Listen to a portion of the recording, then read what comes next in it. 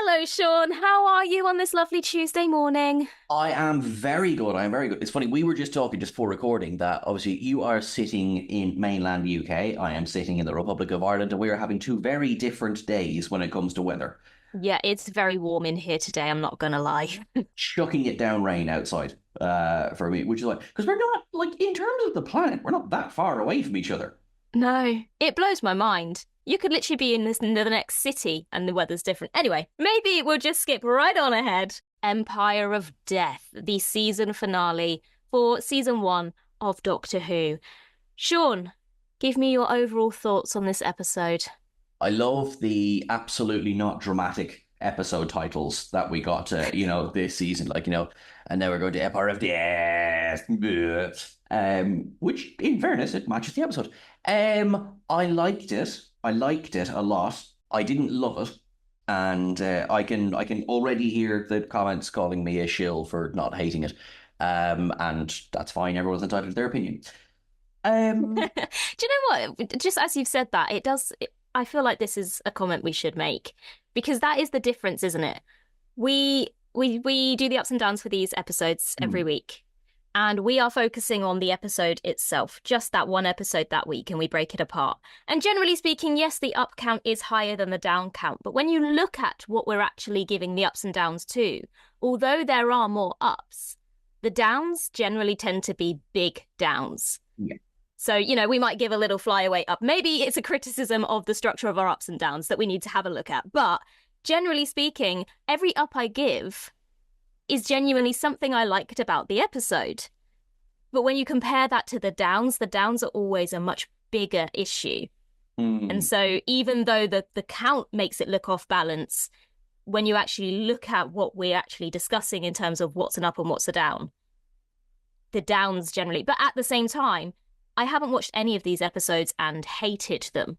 Actually, do you know what? I'm laughing because my initial reaction to Dot and Bubble was like visceral. I was like, I really didn't like this. And as we know, I was like, now, Sean, go and have a cup of warm milk and have a think about this. And I'm glad I did because that was probably an episode. I promise I am getting to Empire of Death, but that was probably an episode where if I had jumped on and recorded the ups and downs straight away, and even the ups and downs I did do was with a bit of time. If I jumped on the straight away, probably would have had far more downs than ups. And it is funny because we do the exact same, obviously, over on Trek Culture. Generally, you'll see the up counter will be higher than the down counter, but we might spend a bit longer talking about the downs. It's just the nature of the way that we do it. And also, I mean, the thing as well, we find this on Trek. It's all a bit of fun. At the end of the day, it is all a bit of fun. We are by no means. I don't want any way to take our videos and think, right, this is the be all and the end all opinion on this episode. It is our opinion. And right, so let's tie this into my actual feelings on Empire of Death, because there's absolutely no way any of this is going to make the edit. So, hi Danny. Uh, so Empire of Death, right? So the things I really liked first, Shooty Gatwa is incredible in this episode. Bonnie Langford is fantastic in this episode.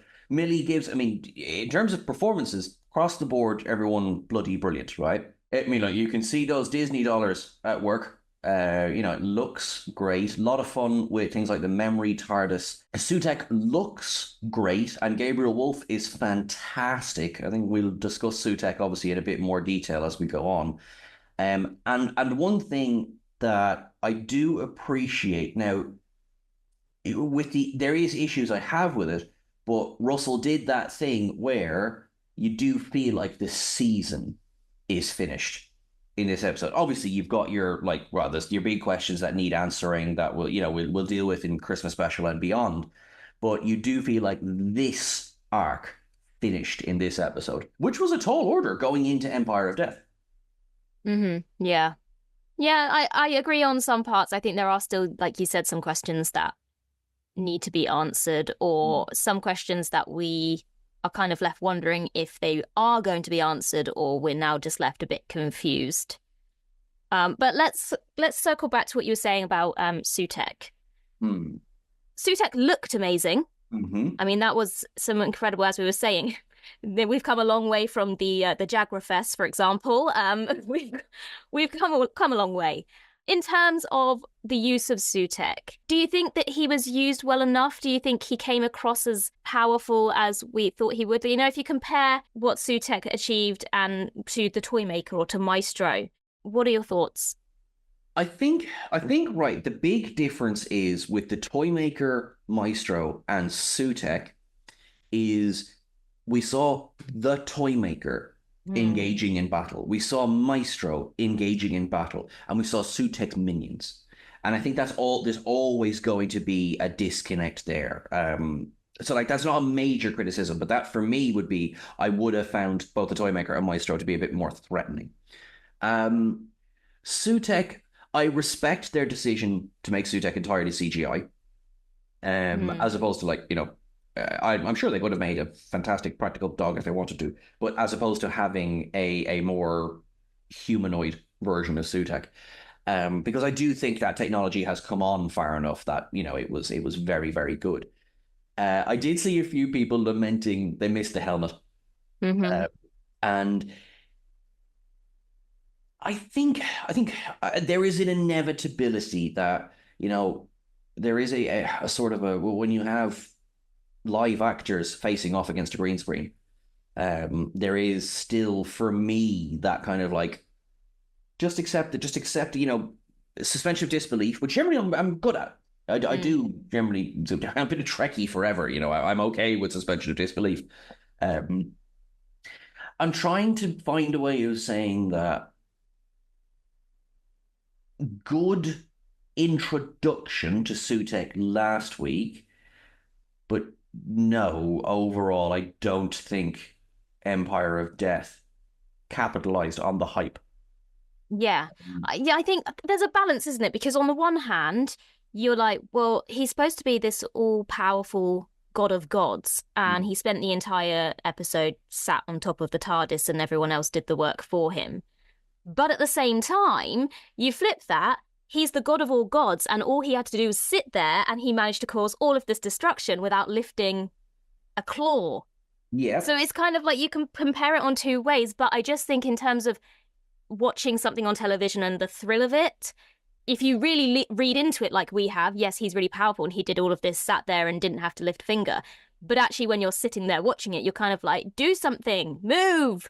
I feel like, in that Harry Potter film where Dudley's like banging on the glass, like, move, do something. that's It's actually like, I want to see you feeling threatening.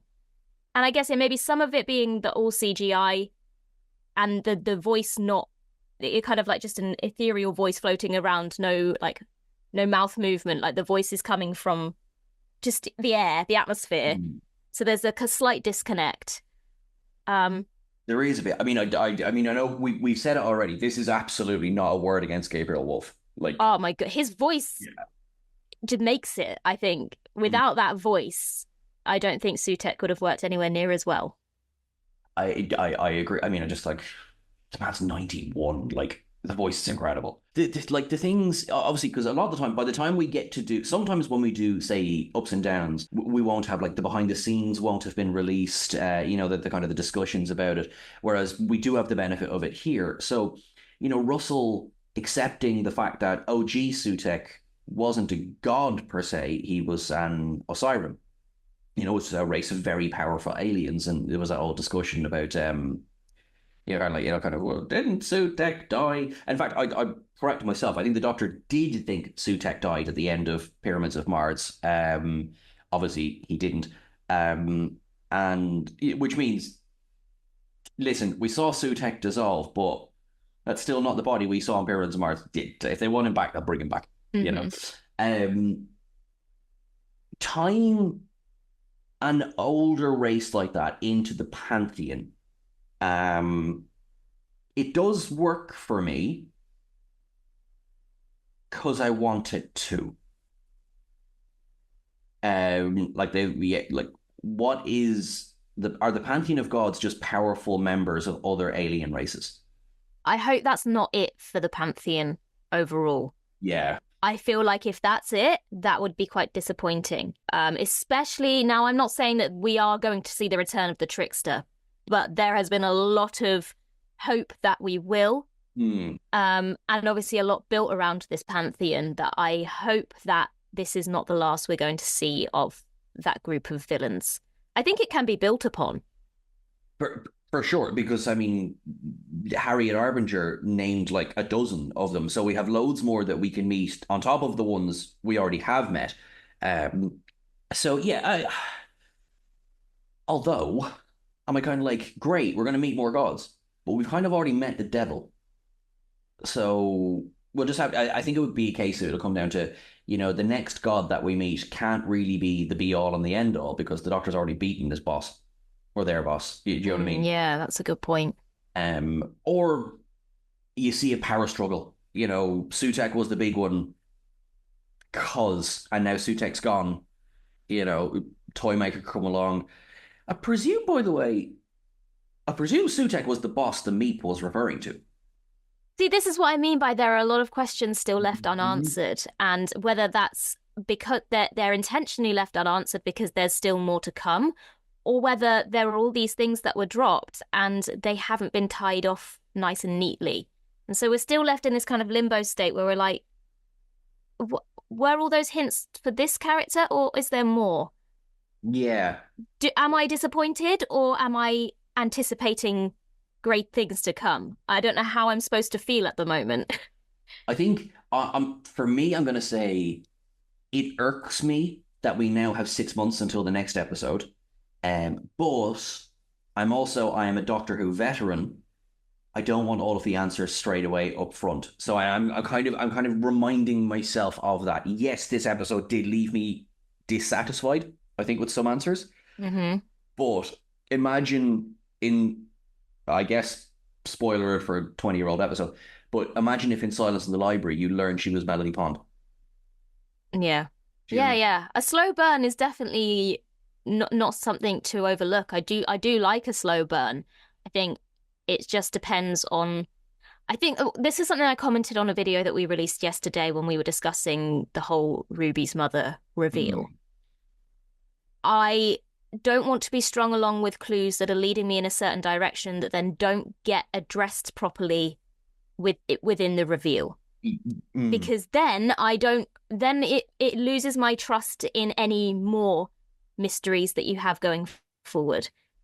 So, It, for example, now that we have had this reveal, which was slightly underwhelming in some aspects because of the way that it was built up towards, the reveal itself, I actually don't have an issue with. I quite like what they were trying to say with that message of the power of the ordinary. But because of the way we were kind of misled with all of the teases and the clues, we now have this Mrs. Flood mystery, and I'm slightly like, do I want to invest too much energy into hyping up this reveal because it might not be as satisfying as I hoped it would be now that I've watched that episode and it was kind of a little underwhelming and I put so much of my investment into all these clues that actually turned out to be nothing. Do I want to invest my time in this next big mystery, or am I going to be left disappointed? in a way, it's the Lost conundrum. It's like, every week that you might get the hint of an answer, you'd have five more questions. And, I think Lost, with the greatest respect for Lost fans out there, Lost is a good example of they were introducing questions for question's sake. And I don't think we've gone down that road. I don't think there's questions for question's sake. And I have enough trust in Russell and in the team that I do think we will get payoffs. What remains to be seen is how satisfying they are. Mm-hmm. I Uh, mean, so obviously we just touched upon it, so let's just skip ahead just slightly to the Ruby's mother reveal. hmm. What was your response to that? So, right, so the fact that Ruby's mum is a nurse named Louise, loved it.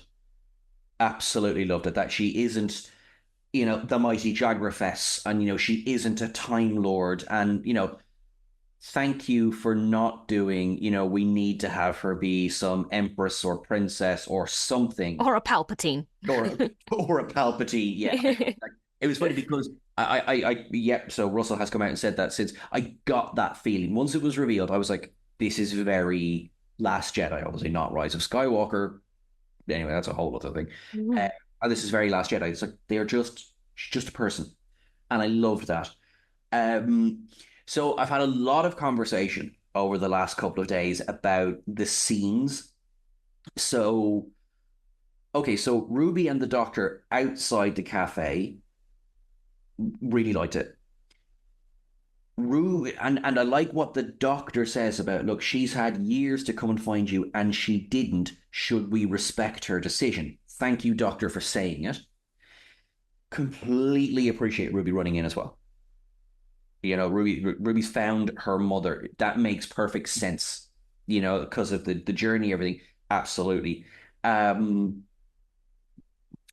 I was named after a road. I mean, it's absolutely. I mean, she's right. She's absolutely right. It just the delivery, and then the memes that have come out of it since. It was like, okay, it's robbed a tiny little bit of the emotion here, but oh, okay. And then all the memes of the poor barista going, "Do you want this coffee or not?" Like, Oh, they're crying. Oh, okay. Shall I have oh, it? the only thing that for me left me a tiny bit dissatisfied is just how quickly we're all happy families. Because I think to introduce the question of, she has not come to find you, is there a reason behind that? Should we not respect her decision? To then be like, and I know there is a line like, I didn't come and find you because I thought you would hate me, which I respect. I do. It just for me, it was way too rushed, and suddenly Louise is in the apartment, and we're all happy families, and that's it. It was just like, if you had, for me, I mean, okay, here I am rewriting the scene. For me, have the scene in the cafe, and then don't have Louise in the apartment at the end. Just be like, we've agreed to go for coffee for next week, something like that. You know what I mean? Because it just felt like, oh, every single parent who's ever given a child up for adoption, all you need to do is accost them in a cafe and everyone will be great again. Which I presume was Interesting. not the intention, but it just kind of came across way too rushed. Yeah. I mean, I assume that time has passed since those two scenes. And At probably least, has. yeah. It's very interesting because even when we were speaking about it, we had kind of differing opinions because obviously Mm. that's kind of similar to what you'd said, and I kind of was more on the lines of respecting the fact that they'd actually gone down a more positive route because quite often in television and film, the adoptee finding their birth parent, they quite often play it for the drama. And so usually there's some sort of confrontation in there or disappointment or and I was kind of glad that that wasn't the case.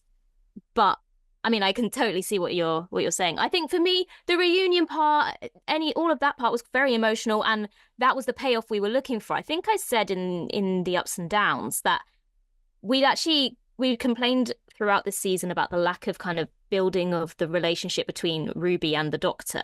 There just seemed to be a lot of telling us that they were best friends and that there was this friendship Mm. without showing us it. And actually, the thing that we as an audience were most invested in was the relationship between Ruby and this mysterious mother that we were hoping to get the answers to. And so that was a really good payoff because that was actually the relationship we were most invested in was Ruby and someone we hadn't even met throughout this entire Yeah. season. So that part was fine for me. I think the part that was obviously the most disappointing was some of the explanations for these kind of supernatural elements that teased Ruby's mother in the build up, such as the pointing at the sign, which I went back and checked the church on Ruby Road. There's not even a lamppost behind the TARDIS in that scene.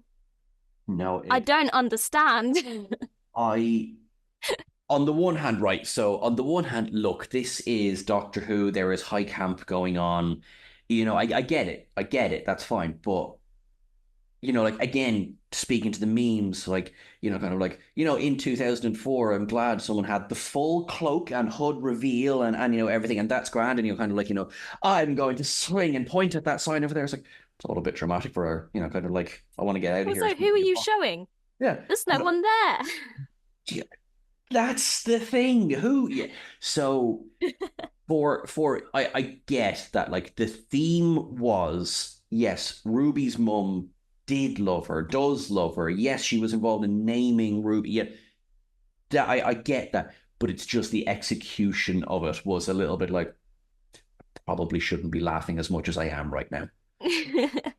And again, I think so. So here's probably where saying in ups and downs, somebody might disagree with this. I would be like, that's just silly. Like I'm fine with that. You know, I'm not gonna lose sleep over that. Somebody else, that might be the thing they hate the most in the episode. Do you know what I mean?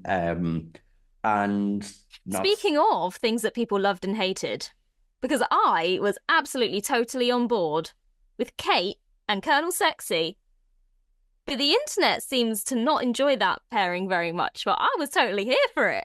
Well, that's because he's aged out of her work experience program. Do you know what I mean? Also, everyone doing those memes about Rose, sorry, oh, Rose playing Minecraft, whatever. And I was like, Rose is clearly controlling the lasers that were firing at Sutekh.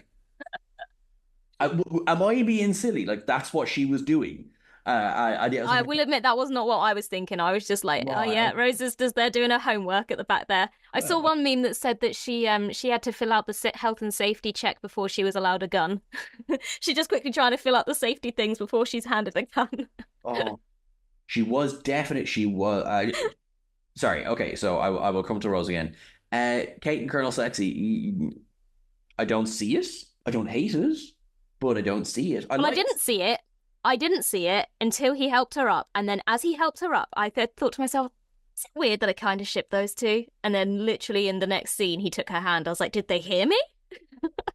They did. That's now how Doctor works. Doctor is now interactive. Right, yeah. See, for me, I was, kind of, and my love for Colonel Ibrahim is on record. I was very happy to see Chidozi again. Everybody lives, Yeah, yeah, except for it was Sutekh. very Stephen Moffat, wasn't it? Not a criticism, but it was very just today, Rose. Everybody lives. And then, oh God, you know what? I got a comment there the other day.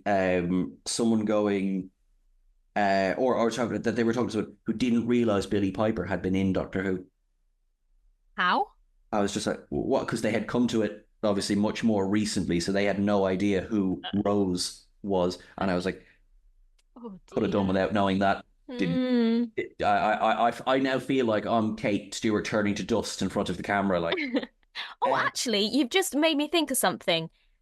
I've seen a lot of people commenting that in terms of the pacing, it would have been better. Obviously, I don't know. The logistics of it would have to be worked out by the people who edit the episodes together, but that it actually would have been better rather than ending The Legend of Ruby Sunday on the Sutekh reveal to have had the Sutekh reveal, but the episode actually end after we see all of UNIT disintegrate, everyone disintegrate, even after the scene with the Doctor. The perfect place to end, the Doctor screaming out into space. Yep. End the episode there.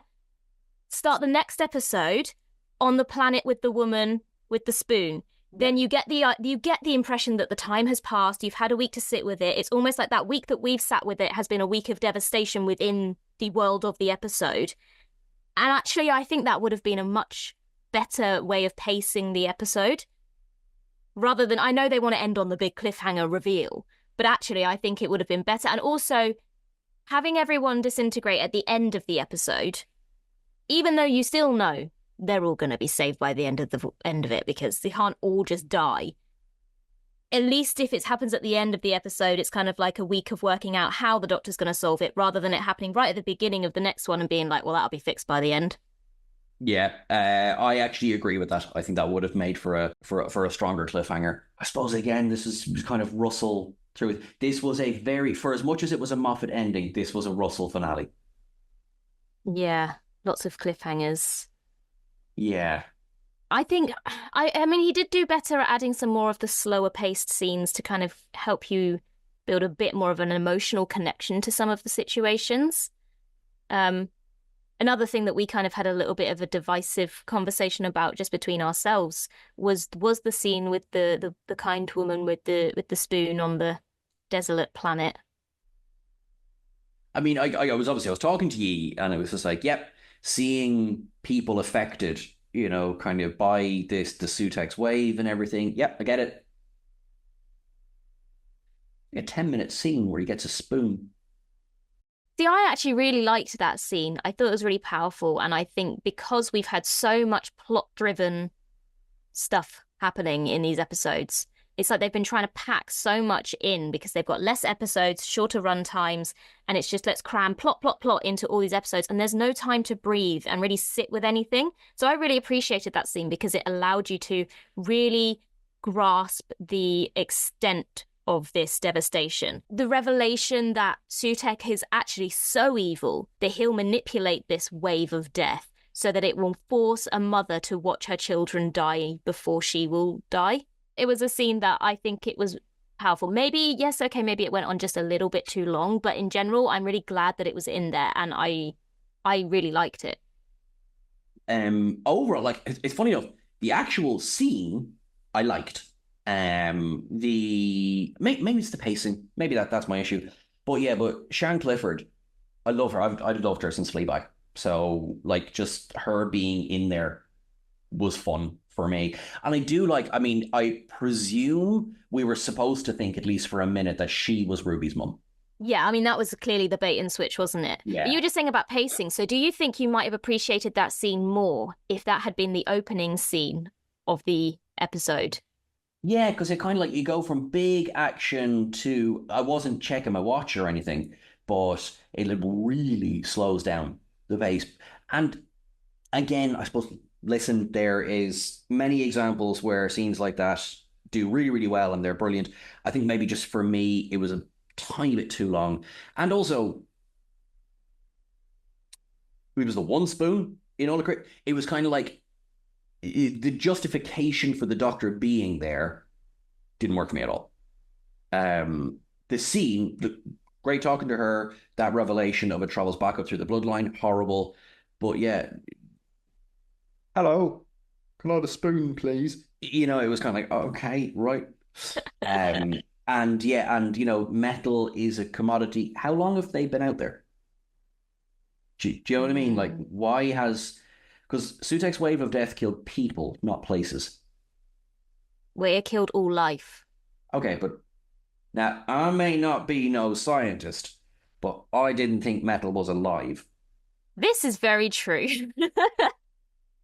So just Although now I'm things just thinking like about that. those weird spoonhead people that were in the Bells of St. John. St. John? Oh, yeah. Oh yeah. Yeah, bring Celia Imrie back. Although she wasn't a spoonhead person. Bring the great intelligence Fun back. fact, I met her. Oh, nice. I'm going to tell a little story. We were on the tube in London once, and we were quite young, and the only thing that we would recognise her from was Nanny McPhee. So Okay. my brother walked up to her on the tube without any context whatsoever and said, "Did you like your worm sandwich?" To her credit, she was so lovely. She turned around. She was like, "Oh yeah, it was." She said something like, "Oh, wasn't very pleasant or something, but I got my makeup on today or something along those lines." But she was really lovely. But Oh, it that's was a gas. weird day. I love it, and I can tell as she is definitely watching this right now, she remembers it well. Um, I can barely remember it. oh, that's gas. I love little stories like that. I don't know. I don't know. Like, do we reckon Kind Woman will be back? I don't. I don't think. I think she served her purpose. That's my feeling. Yeah, she was just the stand-in for the rest of the universe. Having said that, I feel like prior to this episode, I might have thought she might have been important at some point in the future. Now that we've had this episode and hints and things that have seemed important turned out not to be, I'm less inclined to read into anything in too much detail at this point. Fair. Yeah. Yep. Fair. Having said that, also, we do have mentioned that I assume UNIT have found Ruby's father. And I do wonder if there's still more to the story that we haven't seen yet. We do know Ruby is in season 2. So even though they played this big farewell, she is actually coming back. So I do wonder if actually, when all is said and done and we look back on this episode, if things are actually going to make a lot more sense later down the line. Well, probably yes is the short answer to that. And And yeah, I mean, that's obviously the big conversation's been around Ruby's mum. Ruby's dad, named William, uh, I do believe he will play a part, because what a damp squib Roger Ep William was otherwise. Yeah, there's been a lot of theories about Ruby being related to Roger Possibly Ap brother and William. sister, yeah. Like, big for as good and as strong as 73 yards was, um, I think Roger was too big of a character for the way they've used him so far. Yeah, I feel like there needs to be more to him. Yes. So for our lovely Welsh speakers out there, Ap William, I believe, means son of William. So, our Roger and Ruby, brother and sister, several years removed. Um, I mean, what was it, 2046? So, well, it's 2046 is the year he becomes prime minister, isn't it? So, I mean, Yeah. right, in theory, he could be what, 10 years old over it? I'm going to say he was in his 30s in that episode. So yeah, he could be out there already, is that Mm. Ruby's arc for next season? Kind of you borrow the TARDIS, get a big shovel and find a 10-year-old. Hell unit, they'd lap that up. They'd give him work experience. Under 15, you say? Yeah, sign us up. We'll look for him. Absolutely, yeah. The other big thing that we do end on here, because I mean, this is the end of the season and there are a lot of things that are tied up, but there are still lots of questions left. Not least of all, who the hell is Mrs. Flood? And are we going to see her continuing to cosplay as different companions? That can't be a coincidence, surely. So then, because obviously there's the ones we got the Clara one, and then as soon as the episode aired, people pointed me toward the Romana one costume that she was wearing. But earlier on, she's wearing that body vest, which is just what Rory was wearing in one episode as well. So it's like, right, it does feel deliberate. Yeah, because I think initially after The Legend of Ruby Sunday, everyone was going, oh, she's dressed a bit like Clara. And I think a lot of people were like, maybe you're reading a little bit too much into that. Now I'm not so sure. And then her going, obviously, so she's not tied to Sutekh in any way because she's one of the victims of the wave. And she says to Cherry. So last week, she was completely presented as like, oh, we're a bit villainous. We all want things that aren't going to happen. And then, so this week she's there, she clutches Cherry and they're cheering together. So there's very like, I definitely, so she has her own plan. She says as much, she has her own plan going on. I can't work out if she's good or evil at this point. I think she is amoral. Yeah, I was just going to say, or maybe she's something in the middle. Yeah. And my theories are always wrong. My theory is she's the Rani. I feel like at this point, I don't even want to theorize. Yeah. I want a bit more information first. So I guess before we quickly move on to our rankings, our final ranking for this season, was this a satisfying finale for the season? Overall, no. Good. I enjoyed it. But yeah, it was a bit like some of it was too rushed. Some of it could have done with a bit more, bit of shortening. So for me, the pacing was the issue. But like, there's brilliant standout bits. And again, I haven't said it enough. Bonnie Langford, fantastic. And watching her talk about how proud she was to be a part of, this season and this episode was, even tugged at my cold dead heart. It was a good enough episode if you were going to look at it just at face value as one singular episode. But in terms of a season finale that's supposed to bring everything together, there were things that were very disappointing and unsatisfying, which I'm happy to take back if at the end of the next season all of those unanswered questions do tie up somewhere. I'm more than happy to take things back and be proven wrong. In fact, I'd like to be proven wrong. Oh yeah, yeah. Like we can undown things. That's no problem at all. Like, it's part of the fun. And Russell has come out and said, look, they were given a 2-season order straight away. So there is things that have been deliberately held over. Obviously, Mrs. Flood, would be one of the big ones. So I mean, that's fine. I mean, I'm here for the journey. our perhaps dissatisfaction comes from is now so long until the next episode. Uh, Yeah. But so before we skip to the next episode, we do need yeah, to do our final ranking. knew this was coming. Of course it was. It's part of the episode. Um, uh, this is a hard one. Mm-hmm. Um, and it's going to seem much harsher than I mean it to, but I'm putting it above Space Babies, but I enjoyed the Church on Ruby Road more. So that means it would be second from the bottom for me. Mm-hmm. So Okay.